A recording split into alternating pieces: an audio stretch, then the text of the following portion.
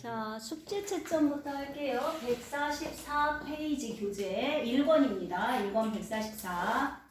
자, 9번에 2, 10번에 3, 11번에 5, 12번에 2, 13번에 5, 14번에 2, 15번에 3, 16번에 4.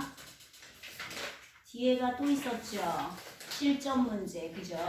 맞습니다. 150페이지. 네. 1번에 1, 2번에 5, 3번에 2, 4번에 5, 5번에 3, 6번에 2, 7번에 3, 8번에 2, 9번에 5,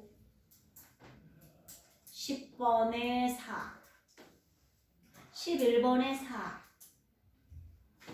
12번에 4,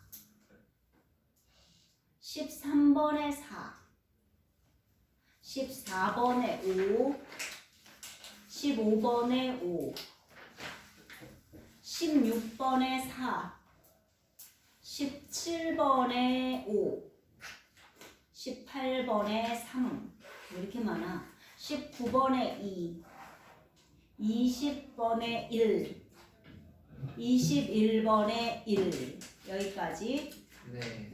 최상위는 아니었죠? 네. 오케이. 자, 점검하시고요. 질문 있으면 얘기해봐요. 145쪽에 12번 12번이요. 145에 12번. 어떤 지역 식물 군집에서 산불이 난 이후에 진행된 처리과정이다. 나는 식물 군집의 시간에 따른 총 생산량, 호흡량, A씨는 음수, 양수, 초원을 순서 없이. A가 뭐겠어요? 초원. B가 양수, C가 음수. 그렇게 되겠네요. 자, 그럼 봅시다. 가는 1차천이 아니고 2차천이죠. 자, B가 성숙할수록 양수림의 어린 나무가 음수림 어린 나무보다 못 자라지요. 네. 그늘지니까. 이 식물 군집에서 양수림이 출현했을 때의 순생산량이 음수림이 출현했을 때의 순생산량보다 크다. 어때요? 순생산량은 총 생산량에서 호흡량을 뺀 값입니다. 그러니까 그래프 위에 파란 그래프 위에 이 빨간 그래프까지의 그 사이라고 보시면 돼요. 그러면 B일 때가 어때요? 더 크게 나타나고 있잖아요. 그죠? 또 14번. 146쪽. 14번이요. 어떤 지역에서 면적 1제곱미터인 방형구 300개를 사용해서 군집을 조사했다. 네, 그랬군요. A가 출연한 방형구 수가 60개라면 방형구 수가 그러면 C는 64개다. 이걸 어떻게 알 수 있어요? 밀도. 출연 빈도. 그죠? 출연한 칸수 빈도를 따져보시면 잠깐만요. A가 60개. 그럼 C는 자 보세요. 상대 빈도 차이란 말이야. A는 30%고 C는 32%라고요. 네. 되겠습니까? 네. 얘가 자 A가 60개가 출연했을 때 30%라면 몇 개가 출연해야 32%가 되겠냐고 묻는 거예요. 64가. 되겠습니까? 네. 그 다음에 C의 상대 피도는 D의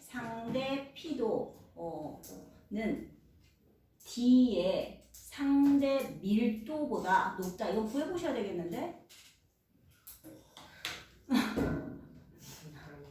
네, 산수놀이 좀 해보십시오. 네. 뭐 그래서 그것도 맞다 그러고요. 우점종은 그래서 뭐예요, 여러분? 가장 많은 건 상대 빈도, 상대 피도, 상대 빈도, 밀도, 빈도, 피도 합한 게 가장 큰 값을 나타내는 거. 이 책은 참 친절해서 프린트도 못하게 돼 있고 계산도 안 돼 있고 아무것도 없어. 답만 달라냈어. 훌륭해. 그러니까 계산은 여러분이 해주세요. 그래서 5점정 뭐 나왔어요, 여러분? 구해보신 사람 없어요? 이런 아무도 없군요. 아, 이런 훌륭할 수가. 헐. 그렇구나. 과학이라는 게 D의 상대 빈도는 얼마예요? 전부 더해서 빈도 전부 더해서 100이어야 되잖아. 네. 그러니까 D는 4점이에요. 21%. 한 개당 지표를 덮는 면적, 개체수. 밀도는 전체 개체수분의 얘네 개체수를 해보셔야 되잖아. 곱하기 100, 그죠? 상대 밀도, 상대 빈도는 뭐 나와 있고, 상대 피도는 한 개체당 지표를 덮는 면적, 한 개체당. 그러면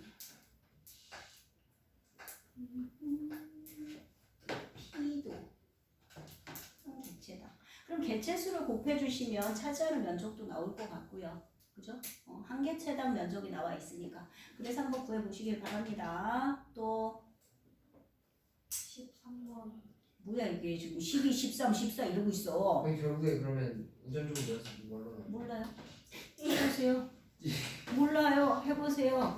산수 해봐야 알지. 쌤 추워요. 산수를 누가 해? 참아요. 난 더워요. 자, 13번이요. 어떤 개체군에서 시간에 따른 개체수 증가율이다. 개체수 증가율은 단위 시간당 증가한 개체수이다 그랬습니다. 네. 이 개체군의 밀도는 T5, T6 한번 보세요. 언제가 더 큽니까? T6 T5, T6일 때보다 크다. 밀도가 개체수 증가율이 0이다. 감소하고 있다. 개체군 밀도, 개체수의 증가율. 이건 맞다는데. 개체수의 증가율. T5는 증가율이 마이너스다. 잠깐만요. 밀도는 개체수 증가율이 마이너스다. 이건 어떻게 봐야 될까? 감소하는 거 아니에요? 증가 속도가 감소한다. 개체수 증가 속도가 감소한다. 증가 속도가 일정하다. 그런데 개체수는 희한하네. T5, T6, T6.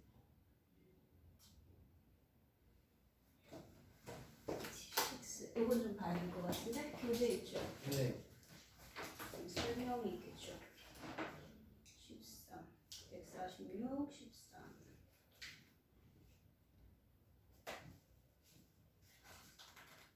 146, 13번 볼까요?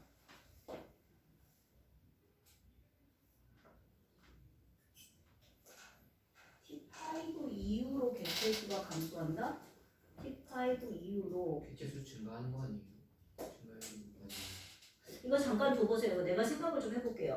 이 그래프를 고민을 좀 해봐야 할 것 같습니다. 증가율,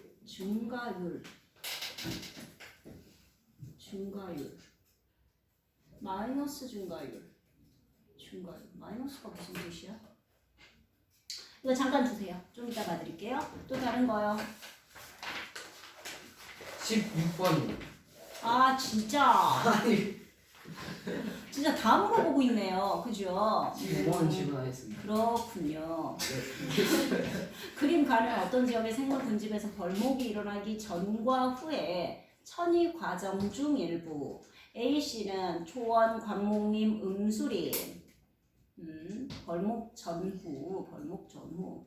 자, 나는 기억 디귿에서 관목, 교목, 초본이 지표를 차지하는 면적의 비율이다. 기억 디귿은 AC를 순서대로 순서 없이 나타내고 있다 라고 얘기했네요. 볼목이 일어나기 전과 후의 천이 과정 중 일부다. 관목. 그러면 자 봅시다. A는 음수림이겠죠. 그죠? 네. 그럼 C는 관목림 돼야겠죠. 네. 그럼 B는 초원. 초원이고요. A는 지의류 이렇게 돼야겠죠. A가 맞습니까? 음수림이면 A? 아 A가 음수림. 아 음수림이었다가 지금 벌목이 일어났군요. 네. 그래서 B부터 시작이다 이렇게 보면 되겠네요. 그럼 A와 B 사이에 2차선이 맞네요. 돼요? 극산이었다가 다시 풀부터 시작했으니까 B에서 새로 생성된 토양은 대부분 지율이 아니죠. 초원. 초원이죠. 그 다음에 양수림의 어린 나무는 니은에서가 디귿에서보다 잘 자란다.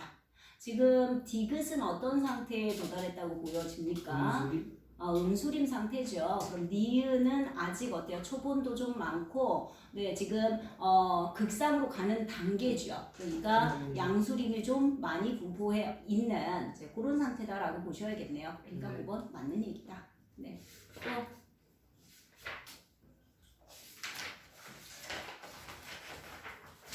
또 153쪽에 13번 13번, 153에 13. 저는 12번. 자, 12번. 은어의 활동구역. 나는 은어의 개체군 밀도에 따른 공동생활구역에서 생활하는 개체와 세력권을 형성하는 개체의 비율, 몸길이 분포 그랬습니다. 자, 옳은 거 그랬네요. 개체군 밀도가 높을수록 텃세를 나타내는 개체의 비율이 증가한다.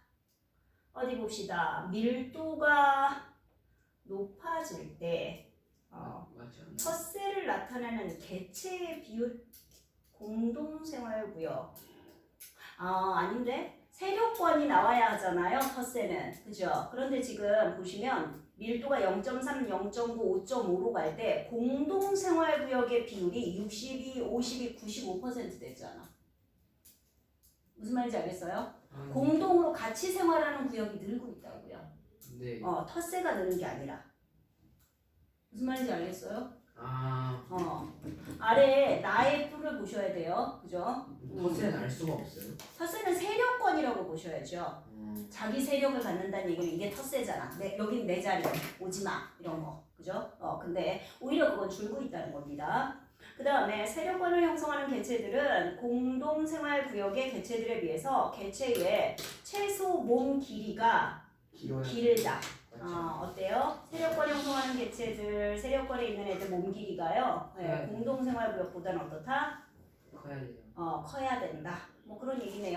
첫 번째든 두 번째에서 비교하시면 좀 확실하지 않을까 싶어요. 자, 두 번째 0.9일 때 밀도가 공동생활구역 아이들은 몸 길이가 그러니까 공동생활구역에 가장 많은 개체수를 가지는 몸 길이가 한 10cm 요 정도 되죠. 네. 막대 그래프 보니까. 그런데 세력권을 형성하고 있는 애는 어때요? 한 20cm 정도 네. 되잖아. 그치? 그러니까 내 몸 길이가 기네요. 세력권을 형성한 개체들이 공동생활구역의 개체들에 비해서 먹이를 구하거나 번식에 성공할 확률이 높다.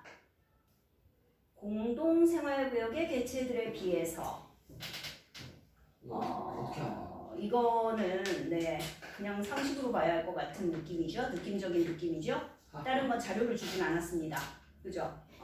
아무래도 공동생활구역은 경쟁을 하잖아요. 서로 여럿이 모여 있으니까. 그죠? 그러니까 혼자 나의 세력을 차지하고 있는 거에 비해서는 좀 더 어려울 수밖에 없다. 이렇게 보시는 게 맞을 것 같고요. 자, 13번 신문 군집입니다. 자, 있는 대로 기억은 0.35보다 기억이요. 빈도요. 25 나오는데. 얘가요. 상대 빈도가 40%래요. 0.3. 그죠? 네. 그럼 얼마쯤 돼야 합니까 이게? 0.32. 0.32예요? 네. 그렇답니다. 자, 40%에 해당하는 값으로 바꿔주시고요. 그 다음에 A의 상대 빈도가 B의 상대 빈도보다 작다. A하고 B. A가 작아야겠죠. 얘는 빈도가 0.2고 B는 0.28이잖아. 그럼 네. B가 크잖아요. 그죠? 빈도가 크면 상대 빈도도 크죠. 네. 그 다음에 A가 이 군집의 우점종이다. 이거 빈도 구해지면은 빈도, P도, 그 다음에 이제 그 상대 밀도만 한번 구하세요. 전체 개체수 분의 얘 개체수 곱하기 100 하면 되잖아. 그지? 그래서 그 값을 더해 보시면 네, A 값이 가장 크더라 라는 얘기가 되겠습니다. 또 는 없었으면 참 좋겠다.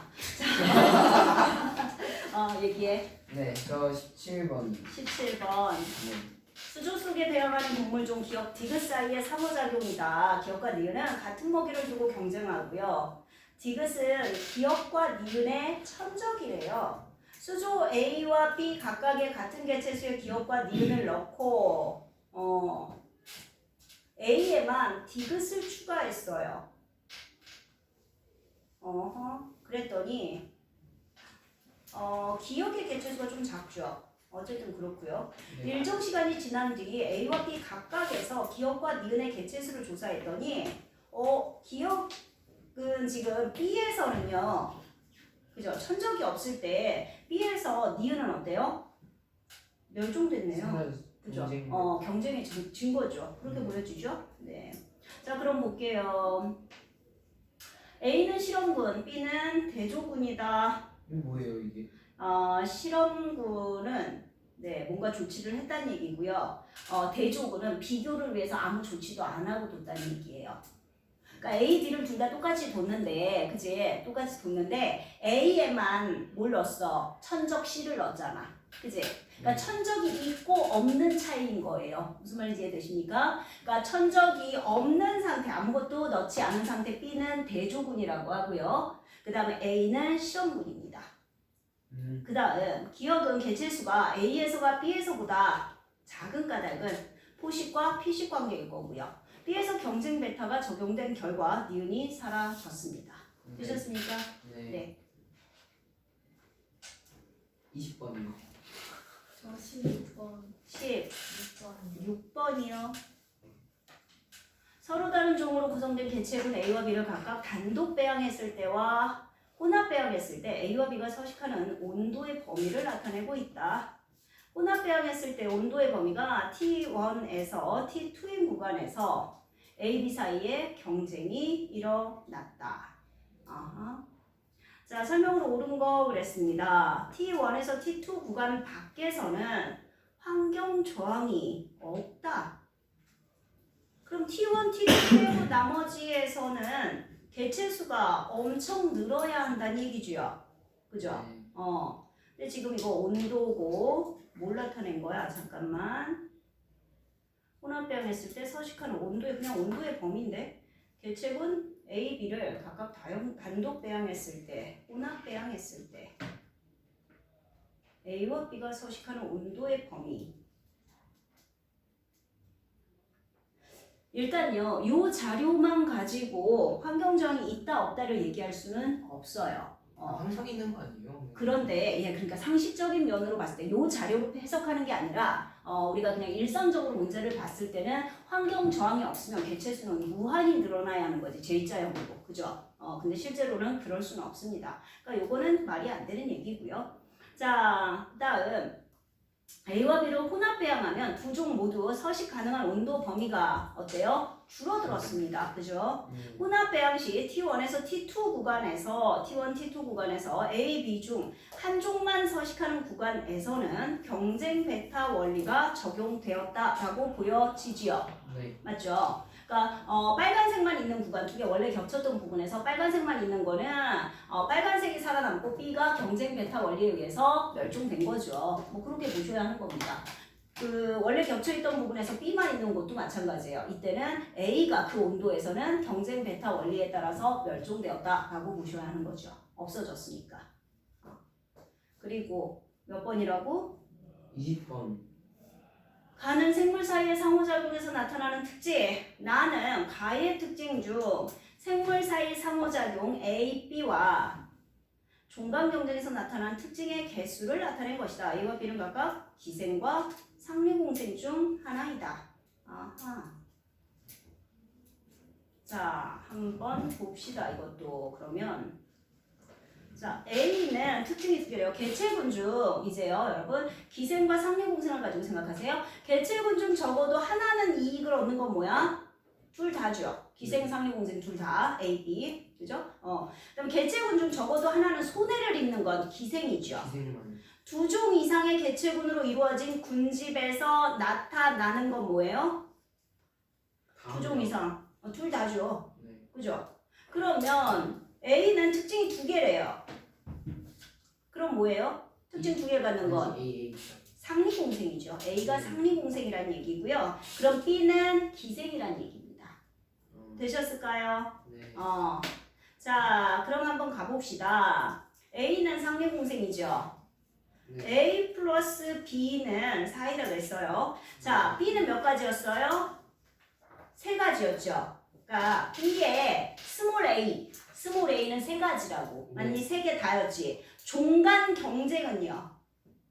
개체군 중 두 개. 이익을 얻는 애 없어요. 네. 경쟁이니까 이익은 없습니다. 개체군 중 적어도 하나는 손해죠. 네. 여긴 둘 다 사실은 손해입니다. 두 종 이상의 개체군, 이것도 두 개네요. 그죠? 그럼 세 개, 두 개, 5개 나와야죠. 그죠? 기억의 얘가 뭡니까? 기억 두 종 이상의 개체군으로 이루어진 군집에서 사회생활은 뭐예요? 같은 개체군 안에서. 그죠? 개체군 사이가 아니라 개체군 내에서예요. 그러니까 이것도 해당 사항 없습니다. 네. 됐어요? 네. 아이고. 굿. 네, 1번 끝났고요. 네. 이제 우리는 2번으로 갈 거라 합니다. 잠깐 정치. 합니다. 이해가 되셔야 합니다. 지금 우리 연지는 이 영상을 보고 있을 연지는 우리 저 친구가 이름이 뭐였지? 우연히. 아니. 혁준이. 혁준이한테 프린트 맡겼으니까 프린트를 꼭 받으셔서 확인하시기 바랍니다. 자, 우리요 거기 두 번째라고 써있는 자극의 전달과 신경계부터 한번 가볼게요. 신경계는 뭐예요, 여러분? 전달자예요. 우리 몸에서 전달자. 자극이 들어오면 이 자극을 어디로? 뇌로 전달해야 할 거 아닙니까? 그죠? 네. 이 전달하는 애가 신경이고요. 물론 뇌를 이루고 있는 것도 다 신경이에요. 뇌에서는 판단을 하죠. 그죠? 그리고 명령을 내리면 이 명령이 또 전달되는 과정도 신경계입니다. 자, 이렇게요. 그러면 이 신경계를 이루고 있는 세포가 뭐냐? 바로 뉴런이라고 얘기를 합니다. 그래서 뉴런의 구조가 나오고 있죠, 여러분. 뉴런의 구조를 보면 네.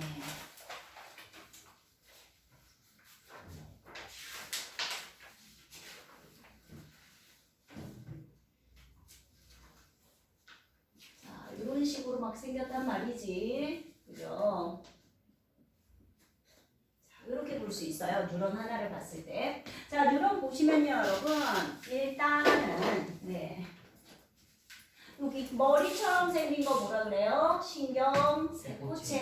그러죠. 신경세포체. 여기에 핵이 있습니다. 핵이 있다는 얘기는 뭐예요? 생명활동을 조절하는 곳이 바로 이 신경세포체라는 얘기입니다. 그 다음에 이 가지처럼 막 삐죽삐죽 하잖아요. 그죠? 가지돌기죠. 가지돌기는 뭐야? 자극이 들어오는 곳이다. 이렇게 보시면 되고요.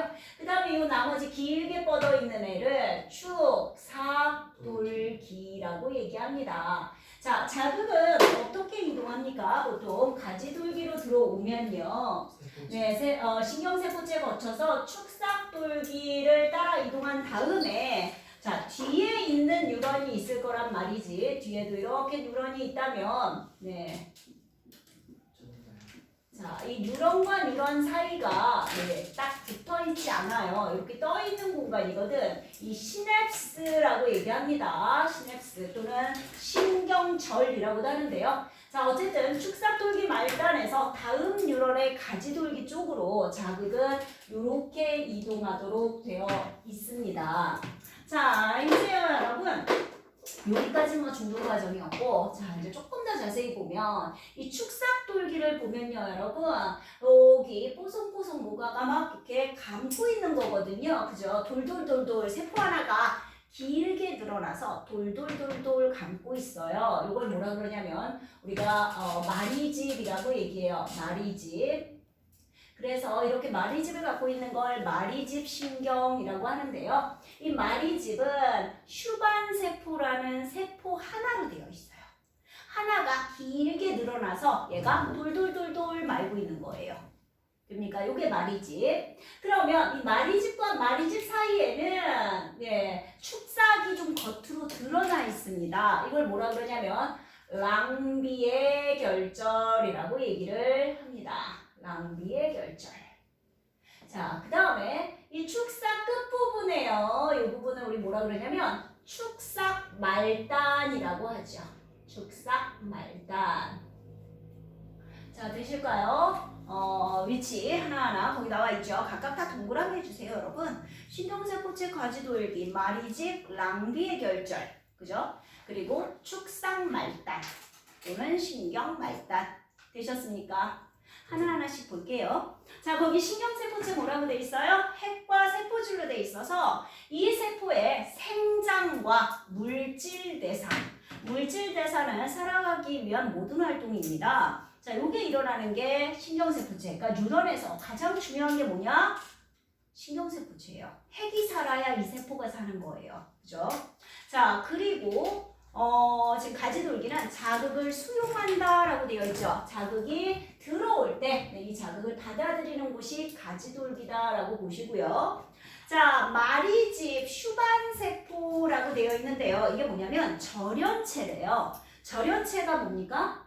전기가 통하지. 전기가 통하지 않아요. 그러니까 이 마리집이 돌돌돌 감고 있는 이 부분들은 전기가 통하지 않는다. 전류가 흐르지 않는다. 근데요, 여러분, 이 신경 내에서 이 흥분이 전달된다라고 얘기하거든. 흥분이 이렇게 이동하는 건요, 전부 다 전기적 신호예요. 됩니까? 근데 얘가 돌돌돌 말고 있으면 전기가 안 통해요.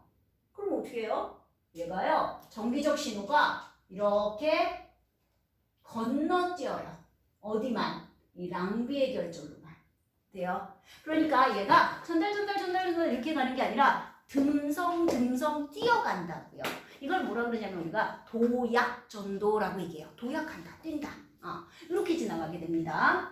자, 어쨌든 이 절연체가요, 그러니까 이 전기 신호가 밖으로 빠져나가거나 흩어지거나 이런 것도 좀 막아주고요. 그리고 도약전도가 일어나게 해서 이동 속도를 되게 빠르게 해줘요. 그 다음에 랑비의 결절 나오고 있고요. 네, 축삭 돌기는 자극을 전달한다라고 돼 있죠. 그리고 축삭 말단이 왜 중요하냐면 여기에 신경 전달 물질이 들어있어요.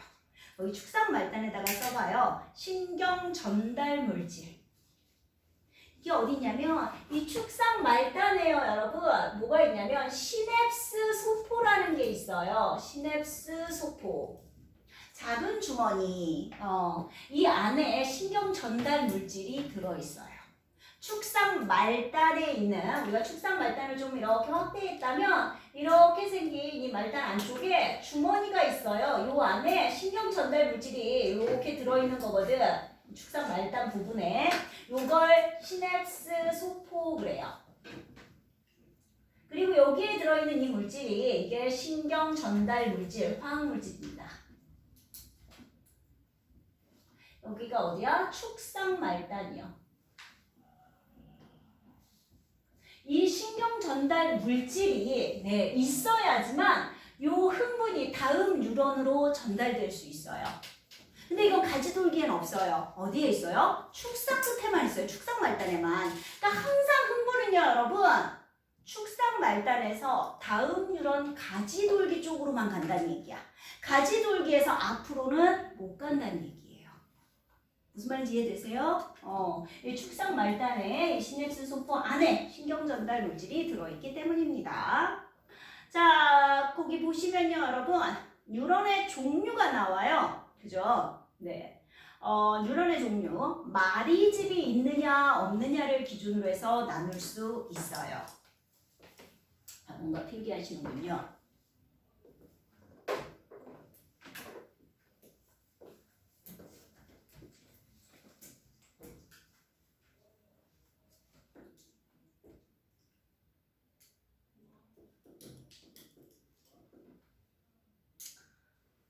자, 마리집 유무에 따라서요. 마리집 신경과 민마리집 신경 각각 적어보세요. 마리집 신경은 보이시죠? 뭐 마리집이 있는 게 마리집 신경이에요. 도약전도하기 때문에 속도가 빠르다라고 되어 있어요.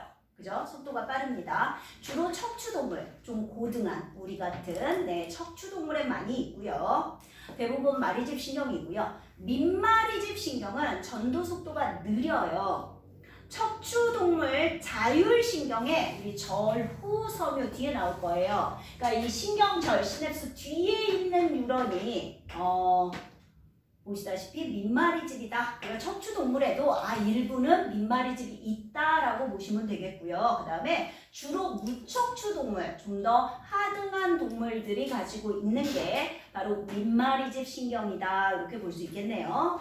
네. 자, 뉴런은 기능에 따라서요. 감각 뉴런, 우리가 감각 뉴런을 구심성 신경이라고 합니다. 뉴런이 여러분 신경을 이루고 있어요. 아시죠? 뉴런이 신경을 이루는데 이 차이가 뭐냐면 뉴런 하나가 신경 하나를 이룰 수도 있고요. 뉴런이 두 개가 신경 하나를 이룰 수도 있어요. 그러니까 신경이 조금 더 큰 개념이긴 한데 우리 보통 뉴런과 신경을 그래서 크게 구분 안 하고 쓸 수 있습니다. 그래서 감각 뉴런은 감각기관에서 받아들인 자극을 가지고 들어오잖아요. 중추로. 그죠? 그러니까 자 여기가 감각기관이라면 여기에서 자극을 이렇게 가지고 들어오는데 여러분 거기 생긴 모습 나오고 있습니다. 얘가요 이렇게 돼 있고요. 그 다음에 이렇게 혹처럼 생겼는데 얘가 뭐예요? 신경세포체예요. 신경세포체가 있는 쪽이 여기가 뭐가 되겠니? 가지돌기일 겁니다. 그럼 좀 길게 이쪽 끝이 여기가 축삭 말단인 거고요. 그런데 얘는요. 여기서 그렸던 뉴런하고는 다르게 생겼죠. 네. 그죠? 자, 얘는요. 여기서 자극을 가지고 이렇게 들어옵니다. 우리가 들어오면 얘들아 봐봐. 원운동 할 때 내가 돌멩이에 줄을 묶어서 원운동 회전을 시킬 때 그죠? 그랬을 때 이 돌멩이를 안에서 중심에서 당기는 힘을 뭐라 그래요?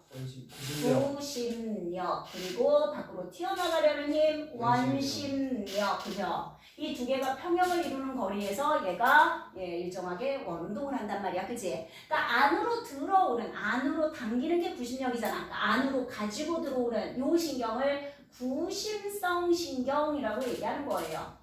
요게 뭐예요? 감각신경, 감각뉴런 이렇게 보시면 되겠죠. 그럼 밖으로 이제 여기에서 자극을 수용해서 명령을 내리는 중추신경이 있고 여기에서 그러면 이 명령을 가지고 반응기로 나가는 애가 있단 말이지. 그지? 이렇게 여기가 이제 머리고요. 자, 얘가 뭐냐면 얘가 바로 이렇게 가지고 나가는 원심성, 밖으로 나간다. 원심성 신경. 이거 운동신경, 운동뉴런이라고 얘기합니다. 그럼 반응기로 이렇게 명령을 가지고 나가는. 그러면 중심에 있는 애는 얘는 이제 중추신경이고요. 중추신경을 이루는 뉴런은 연합뉴런이라고 얘기를 합니다. 자, 어쨌든 보니까요.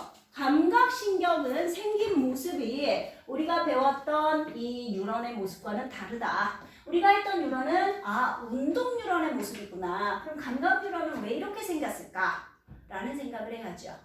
왜 이렇게 생겼을까요? 왜 신경세포체가 가지돌기 있는 쪽에 딱 붙어서 머리를 이루지 않고 그죠? 중간에 있잖아. 마리집 중간에. 그죠? 왜 그럴까? 감각 그대로 받아들이면 너무 아파서.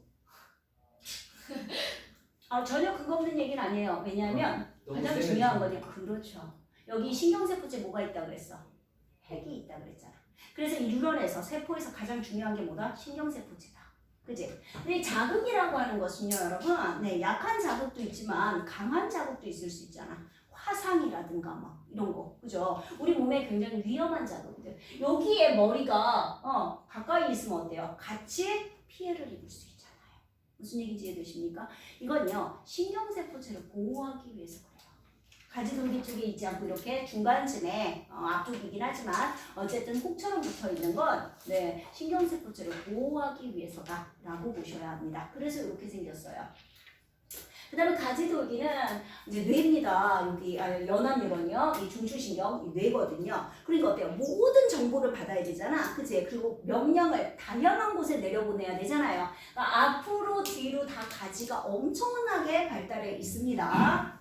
자, 그리고 지금 운동뉴런이 나오고 있죠. 그래서 자극이 들어오면 감각뉴런, 연합뉴런, 운동뉴런, 그리고 반응까지 이렇게 이어진다. 되셨나요? 네. 여기까지 이해되셨을까요? 그러면 이 필기에서 맨 밑에 운동률은 다음에가 반응. 반응.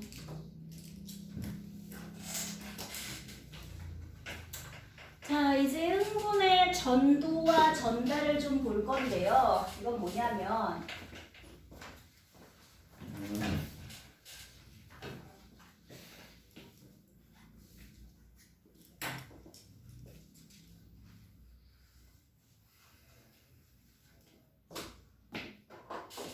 자, 뉴런이 있어요, 여러분. 머리꼬리.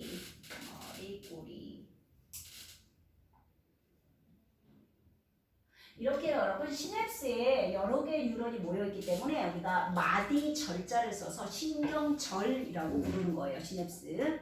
자, 이렇게 보셨을 때요, 여러분. 자극이 이렇게 들어왔어요. 중간에 있는 뉴런한테 자극이 들어왔어. 이렇게. 그러면 이 자극이 전달돼야 되잖아. 이동해야 하거든요. 이걸 우리가 흥분의 이동이라고 얘기하는데 이 흥분이 이동할 때 하나의 뉴런 내에서는요. 앞으로도 가고요. 뒤로도 갑니다.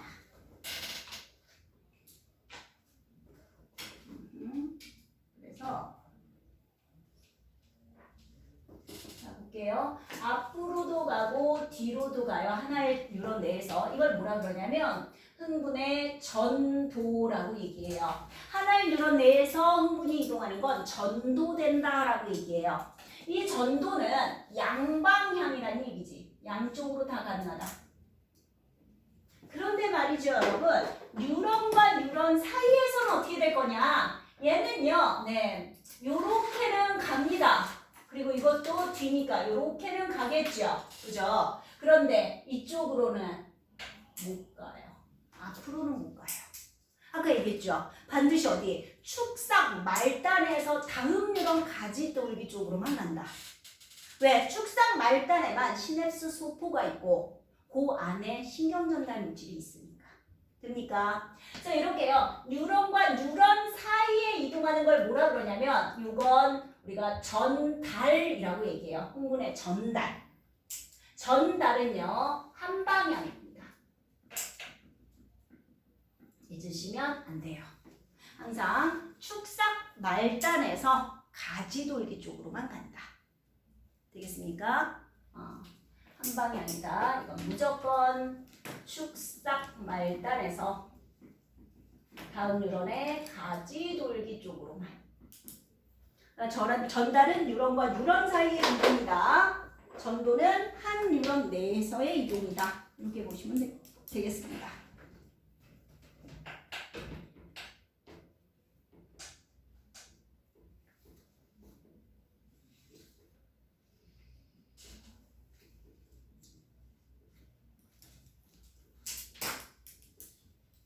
됐을까요?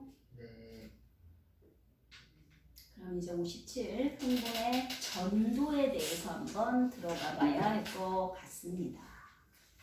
근데 시간이 정말 애매하네요. 그죠? 그러면 잠깐 끊었다가 잠깐 쉬었다가 한 판으로 가보죠. 이해를 해봅시다. 자, 프린트 57페이지라고 써 있어요. 자, 흥분의 전도입니다, 여러분. 지금 전도란 얘기 무슨 얘기예요? 하나의 뉴런 내에서 이 흥분이 이동해 가는 거. 그죠? 하나의 뉴런 내에서 어떻게 이동하는가 볼 건데, 자, 흥분의 전도 물결줄 해주시고요, 여러분. 첫 번째, 분극 휴지기 박스 해주세요. 우리가 첫 번째는요, 분극 상태 또는 휴지기 그래요. 이건 뭐냐면 자극이 들어오지 않은 상태예요. 그러니까 휴식기란 얘기예요. 휴지기는 자극이 들어오지 않은 평소 상태를 얘기하는 거예요. 평소. 되겠습니까? 네. 얘는 어떤 상태냐면 안쪽이 마이너스 전하고요. 바깥쪽이 플러스 전하를 띠고 있습니다. 뉴런이요. 그래서 분극 봐봐 얘들아. 나눌 분자 극이 나뉘어져 있다. 플러스 극 마이너스 극이 나뉘어져 있다는 얘기거든. 자 어떤 상태? 자 뉴런을 귀엽고 깜찍하게 그려보고 있습니다. 귀엽고 깜찍한가요? 귀여워요. 네. 자 나처럼 생겼다고? 자 이거 보세요. 여기가 머리 신경세포체 쪽이고요. 여기가 축삭입니다. 되셨죠? 하나의 뉴런인데요. 이게 어떻게 돼 있냐면 안쪽이 마이너스 전하를 띠고 있다고요. 그리고 바깥쪽이 플러스 전하를 띠고 있다는 얘기입니다. 이렇게. 네. 되겠어요? 이게 분극이에요. 극이 나뉘어져 있다. 됩니까? 자, 왜 플러스 마이너스 이렇게 전하를 뜰 수 있느냐? 여기서 이제 중요한 게 나와요, 여러분. 분극 상태에 뭐가 돌고 있냐면요, 여러분. 네, 나트륨, 칼륨, 펌프라는 애가 돌고 있단 말이에요. 그래서 얘는 나트륨, 칼륨, 펌프가 돌고 있어요. 근데 얘는 뭐 하는 거냐면 밖으로 나트륨 이온을 내보내고요. 안쪽으로는 칼륨 이온을 끌어들여요. 이 펌프가 하는 일이에요. 내보내고 끌어오고, 그죠? 나트륨 계속 퍼내고요. 우리는 이제부터 뉴런 입장에서 얘기할게요. 자, 나트륨 계속 내보내고요. 칼륨 계속 끌어들여요. 근데 플러스 내보내고 플러스를 끌어들이는데 왜 안쪽이 마이너스일까요? 라는 생각은 그 오른쪽에 여러분 안쪽이 마이너스 전하를 띠는 이유가 나와요. 보이세요? 네. 첫 번째 나트륨 칼륨 펌프인데요. 나트륨 이온을 3개 내보내면 칼륨 이온은 2개 끌어들여요. 그러니까 플러스를 3개 내보낸다고 그리고 플러스를 2개만 가져와. 그러니까 상대적으로 어때요? 바깥쪽에 비해서 플러스가 적어요. 이해되십니까? 그러니까 상대적인 마이너스라는 얘기죠. 그리고 두 번째는 이 안쪽에요. 마이너스 전하를 띤 단백질들이 꽤 많아요. 마이너스를 띤 단백질이 많고 그리고 또 하나 뭐냐면요. 칼륨 통로라는 게 일부 열려요. 칼륨만 통과할 수 있는 길이에요. 이게 칼륨 통로가. 근데 봐라 얘들아. 계속해서 나트륨은 밖으로 내보내잖아요. 그러니까 나트륨은 어디가 많아? 무조건 밖이 많아. 칼륨은 계속 안쪽으로 끌어들이니까 안쪽에 많아요. 그죠? 자, 이런 상태에서 칼륨이 움직일 수 있는 길이 열렸어. 그럼 칼륨이 어때요? 나가요. 많은 곳에서 적은 곳으로 움직이죠. 맞아요. 그러니까 칼륨이 칼륨 통로를 통해서도 일부 또 나간단 말이야, 플러스가. 이해되십니까? 그러다 보니까 안쪽이 마이너스를 띠게 된다는 얘기예요. 이해돼요? 그럼 만약에 그러면 나트륨 다 퍼내면 멈춰요. 뭐래? 아니 진짜 궁금해서 물어보는 아니요, 거예요. 그렇지 않아요. 자, 나트륨 칼륨 펌프 보시면요. 이건요, 여러분. 생각해봐요. 나트륨은 항상 밖이 많아요. 네. 이건요, 어떠한 경우에도 뒤집히지 않아요. 나트륨은 무조건 밖이 많고요. 칼륨은 무조건 안쪽이 많아요. 이거 뒤집히지 않습니다. 그럼 생각해봐요. 자, 나트륨 칼륨 펌프는 가뜩이나 부족한 적은 나트륨, 그죠? 나트륨이 적잖아요. 나트륨이 적은 곳에서 많은 곳으로 계속 내보내는 거 아닙니까? 네. 얘들아, 많은 곳에서 적은 곳으로 움직이는 건 되게 자연스러워요. 그죠? 이때는 에너지가 필요 없어요. 근데 적은 곳에서 많은 곳으로 이동시키려면 어때요? 에너지를 써야 하죠. 되겠습니까? 에너지를 쓴 이동, 우리가 능동수송이라고 얘기합니다. 그래서 여기 보시면 능동수송이고 ATP를 사용한다. ATP 에너지입니다. 여러분 거기 나트륨 칼륨 펌프 줄거주시고 여기 중요합니다. 전부 다 나트륨 유출, 칼륨 유입, 그리고 능동수송, ATP 사용, ATP5라고 되어 있는 거예요. 다 줄거주셔야 됩니다. 자, 이때 휴지 전위가 마이너스 70mV. 무슨 얘기냐면 휴지 전위가 뭐냐면요. 이 바깥쪽에 대한 안쪽의 전위예요. 바깥쪽에 비교한 안쪽의 전위가 얼마냐? 마이너스 70mV까지 내려간다. 이 얘기입니다. 이걸 휴지 전위라고 얘기해요. 이게 평소 상태예요, 여러분. 그죠? 나트륨 계속 보내면 나트륨이 없다고요? 우리 몸은 그렇게 단순하지 않아요, 여러분. 계속 보내도 나트륨이 계속 생기고 부족하면 계속 끌어올리고 막 이런 작용들이 있기 때문에 우리 여러분 무기질 코르티코이드 이런 호르몬 같은 거 들어보셨을까요? 뭐 이런 것도 있고 우리 몸에 늘 일정 상태를 유지하고자 하는 기능이 있기 때문에 이게 늘 가능하다라고 보시면 될 것 같습니다. 이게 분극 휴직입니다. 이해되셨습니까? 네.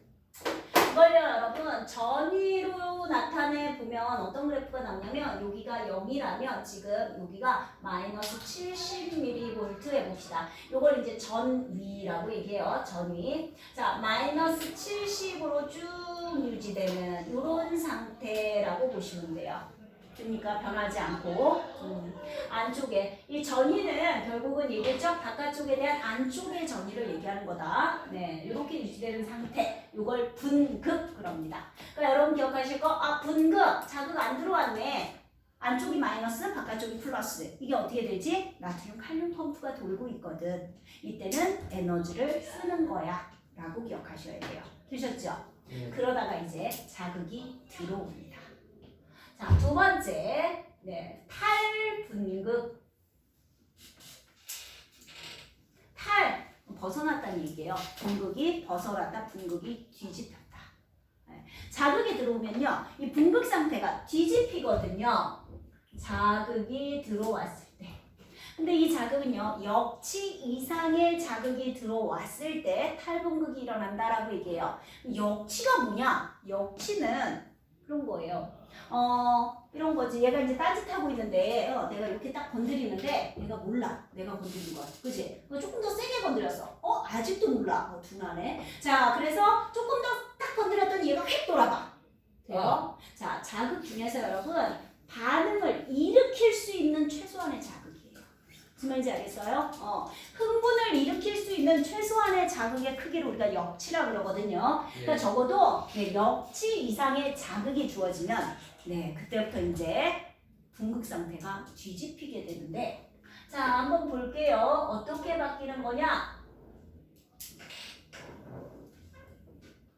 자, 자극이 딱 들어오면요. 어떻게 되느냐? 우리가 일단은 마이너스였잖아요. 그죠? 그리고 바깥쪽이 이렇게 플러스였단 말이야. 이 상태였죠. 그런데 자극이 딱 들어왔다. 그러면 여기에 뭐가 열리냐면 나트륨 통로라는 게 열려요. 요거는요. 나트륨 통로예요. 즉 나트륨이 이동할 수 있는 나트륨만 이동할 수 있는 통로야. 그럼 나트륨 아까 어디가 많다 그랬어요? 바깥. 바깥에 많아요. 그러니까 어떻게 되겠니? 나트륨이 들어와요. 막 안쪽으로 쏟아져 들어오겠죠. 양이온이 막 쏟아져 들어오니까 어때요? 안쪽이 플러스로 바뀌고 상대적으로 바깥쪽이 마이너스로 바뀌죠. 이걸 탈분극이라고 그래요. 그럼 탈분극이 일어났을 때 나트륨 이온은 안과 밖에서 어디가 더 많아요? 안쪽. 바깥. 나트륨은? 바깥이 계속. 바깥쪽이 많아요. 이거 안 뒤집힌다 그랬죠. 자, 이거 봐요. 이렇게 많은 곳에서 적은 곳으로 들어오는 건 뭐라 그래? 확산 그래요, 여러분. 그죠? 나트륨의 확산이거든. 그래서 나트륨이 유입될 건데 확산이 일어날 때 생각나요? 에너지 필요 없어요. 에너지도 필요 없고요. 자, 내가 100원 갖고 있는데 쟤는 10원밖에 없어. 불쌍하네. 그래서 내가 좀 주려고 해. 하지만 쟤가 나보다 더 가진 꼴은 본다, 못 본다? 못 본다. 그건 뒤집히지 않아요, 여러분.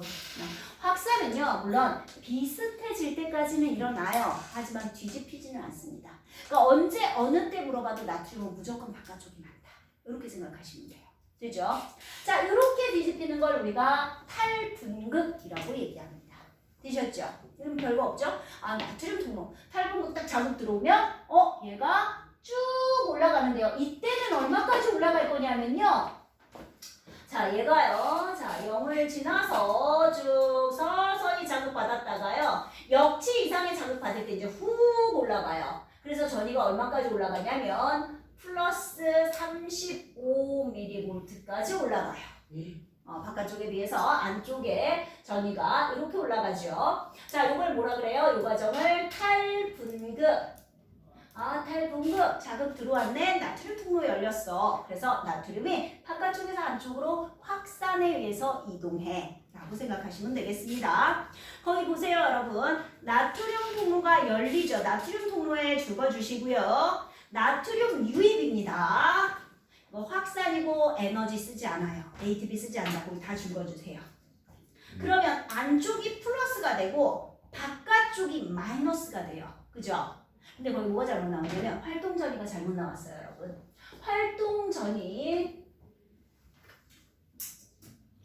활동전이는 탈분급 됐을 때 막전위에서 뭘 빼줘야 되냐면 휴지기 전위를 빼주는 거예요. 그러니까 결국 활동전위는 여기서부터 여기까지가 활동전이라. 되니? 그러니까 요거는요 탈분급시 막전위는 플러스 35잖아. 그지? 마이너스 휴지기는 마이너스 70이잖아요. 그죠? 그러니까 이거 얼마라고 봐야 돼? 플러스 105mV 이렇게 보셔야 하는 거예요. 되겠습니까? 근데 그 여전히 그래도 바깥이 나트륨이 많다 그랬잖아요. 네. 그러면 양전하량이 바깥이 더 많은 건데. 그러진 않아요. 칼륨은. 칼륨. 칼륨은 계속 그럼 안에 있어요. 칼륨 일단은 안쪽이 많은 상태이긴 하죠. 칼륨은 늘 안쪽이 많다고 그랬잖아. 자, 이렇게 활동전이는 그래서 플러스 105mV 요거 고쳐주세요. 되셨습니까? 네. 네. 그리고 나면 어떻게 하느냐 이제 요 흥분이 옆으로 이동해야 되잖아. 그치? 하나의 뉴런 내에서는 앞뒤로 다 이동한다 그랬죠. 얘가 어떻게 되냐면 이 나트륨 들어온 나트륨이 옆으로 확산돼요. 옆으로. 그럼 여기가 이제 나트륨이 많아지고 여기가 나트륨이 또 이렇게 오잖아? 그럼 여기에서 다시 뭐가 열려? 나트륨 통로가 열려요. 이런 식으로. 돼요? 이 나트륨이 일로 들어왔잖아? 얘가 옆으로 이동하면 이 옆에서 다시 나트륨 통로가 또 열려요. 됩니까? 확산에 의해서. 그럼 다시 나트륨이 이제 이쪽으로 이렇게 들어올 건데, 그럼 이제 여기가 탈분급 되겠죠? 그럼 요 자리는 어떻게 되겠냐는 얘기야. 탈분급 됐던 자리. 원래 상태로 돌아가야지. 한 번 흥분됐다고 계속 흥분해 있으면 어떡해. 그죠? 그래서 마지막 세 번째는 재분급이라고 얘기해요. 재분급, 다시 제자잖아. 그러니까 다시 분극 상태로 돌아갑니다. 라는 얘기예요. 그죠? 그러니까 얘를 보시면 자, 이제 봐요, 여러분. 여기가 탈분극, 여기도 탈분극이야. 그래서 나트륨이 들어오고 여기도 나트륨이 들어와요. 그럼 여기가 플러스일 거고 여기도 플러스겠죠. 마이너스, 여기가 마이너스. 그래서 지금 현재 여기 탈분극 그리고 여기도 탈분극 상태야. 그럼 가운데는 어떻게 되느냐? 여기에서 뭐가 열리냐면요, 여러분. 드디어 이제 나트륨 통로가 닫히고 칼륨 통로가 열려요. 그럼 어떻게 돼요? 칼륨은 안쪽에 많잖아. 그래서 안쪽에 있는 칼륨이 바깥쪽으로 막 확산돼서 나갑니다. 그러니까 그럼 플러스가 나가니까 바깥쪽이 다시 플러스가 되고 안쪽이 마이너스가 되면서 원래 상태로 회복이 됩니다. 이걸 재분급이라고 얘기해요. 되겠어요? 즉 얘도 뭐예요? 확산입니다. 에너지 쓰지 않아. 자, 저렇게 되면은 얘가 어떻게 되냐면 얘가 이제 다시 뚝 떨어져요.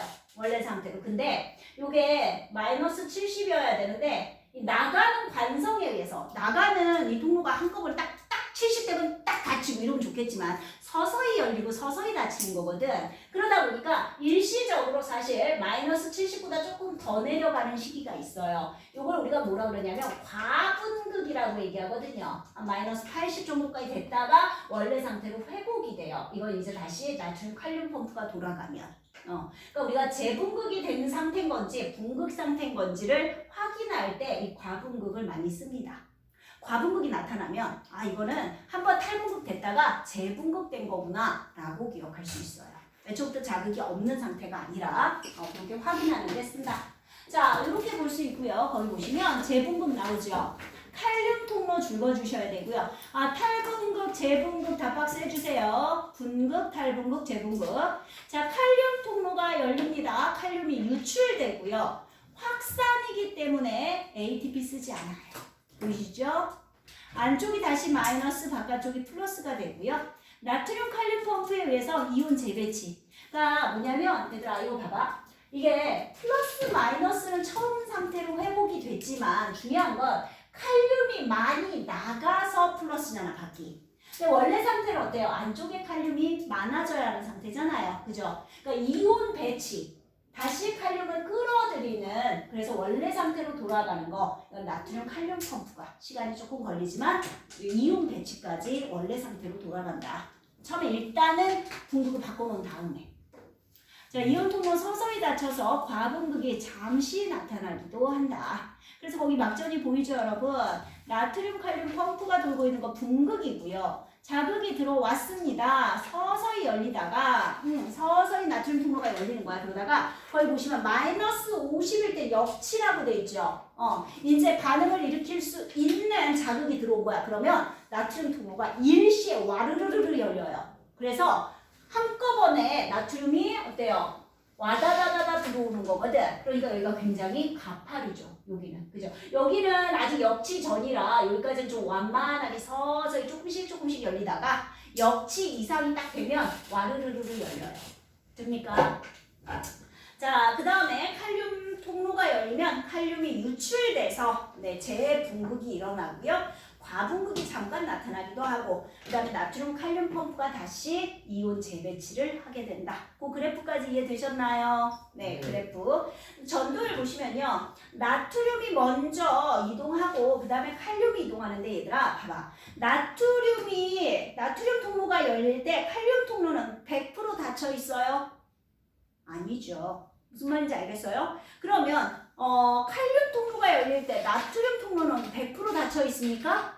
아니죠. 무슨 얘기냐면 지금 그래프가 이런 식으로 좀 겹쳐 있다고 얘들아. 무슨 말인지 이해되세요? 네. 그러니까 그렇게 생각하시면 안 돼요. 나트륨이 확산될 때 칼륨 통로는 모두 닫혀 있다. 이런 건 말이 안 돼요. 무슨 말인지 알죠? 누가 더 많이 열렸느냐의 얘기다. 라고 보셔야 합니다. 네. 그거까지 보시면 될 거고. 그 다음에, 자극이 들어오기 전에, 막을 이동하는 이온의 이동은 없다. 그럼 맞을까, 틀릴까?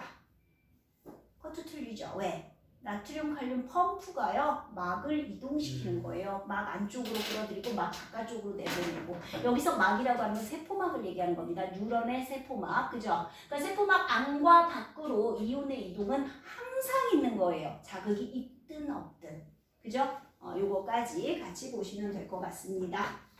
그 다음에 넘어가 보시면 58페이지에 자극의 수용 원리가 나와요, 여러분.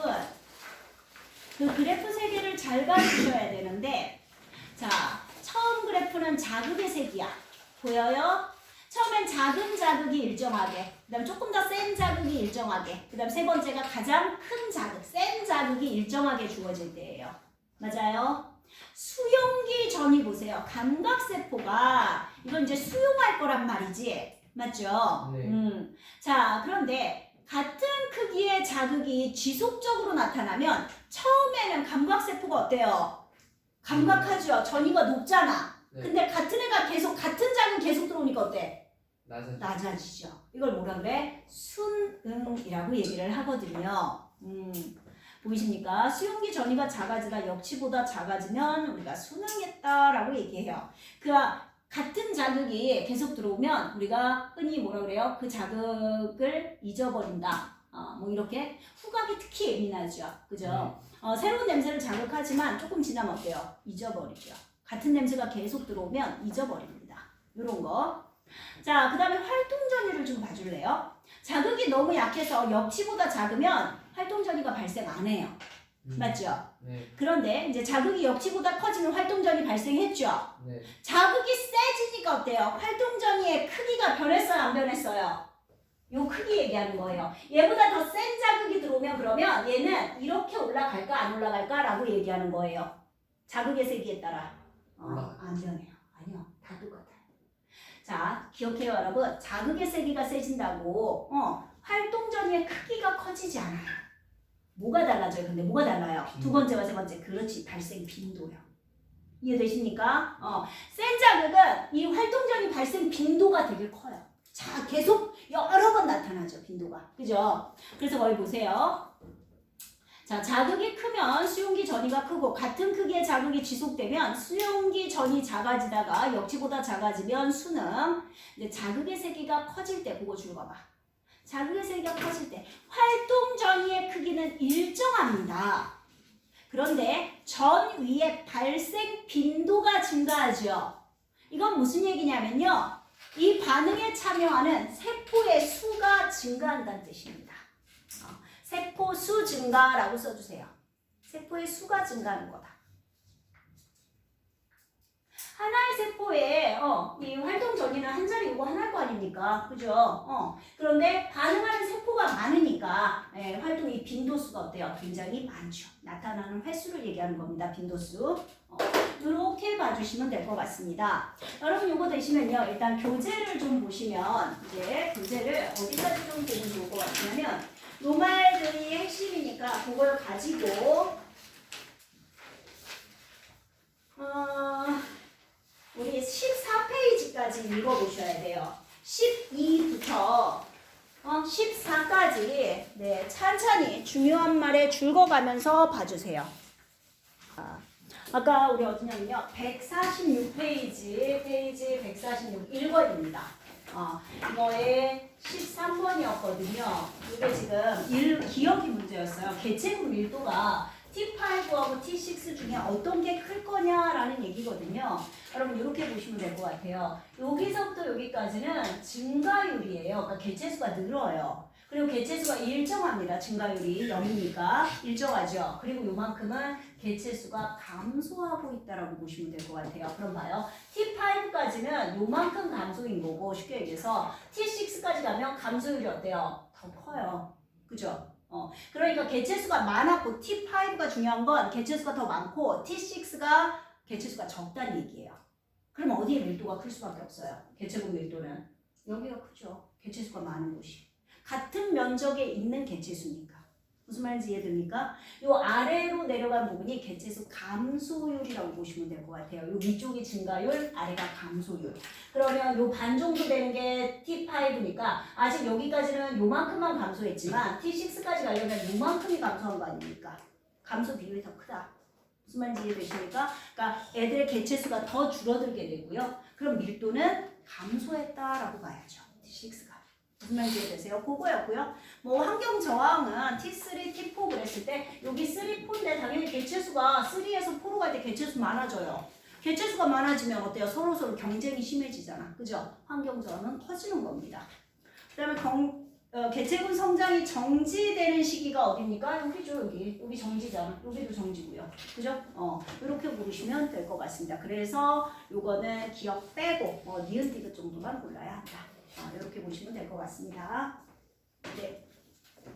자, 일단 다 보셨으면요. 어디로 가실 거냐면요. 교재 뒤로 좀 가봐요. 문제로 가볼게요. 개념 기본 문제 22페이지 있어요, 여러분. 요거 1번부터 7번까지 할 거예요. 1번부터 7번. 되죠? 그 정도 하실 수 있습니다. 시작. 자, 봅시다. 1번. 1번에 1번이요. B 신경세포체죠. 2번 A 가지돌기. 3번 C 축삭돌기. D 랑비의 결절. 4번 D. 자, 2번에 1번 B 연합뉴런, 2번 A 구심성 뉴런, C 원심성 뉴런, 또는 뭐 감각뉴런, 운동뉴런 하셔도 되고요. 3번 기억 A, 니은 B, 디귿 C. 자, 3번 XOX. 4번 나트륨, 칼륨, 펌프. 자, 5번에 1번 기억 분극, 니은 탈분극, 디귿 재분극. 2번 바깥에서 안쪽. 3번 안쪽에서 바깥쪽. 자, 6번에 1번 가 세포 밖, 나 세포 안. 2번 확산. 7번 OOX, OXO. OOX, OXO. 질문 있으면 하세요. 7번에 4번. 4번 구간 1에서 분극 상태죠. 나트륨 칼륨 펌프를 통해 기억이 나트륨이 세포 밖으로 이동한다. 맞잖아. 나트륨 내보내고 칼륨 끌어들이죠. 또 없어요? 괜찮아요? 네. 그래요. 다음 주 분기고사 1권이니까요. 1권만 보시면 되고. 이거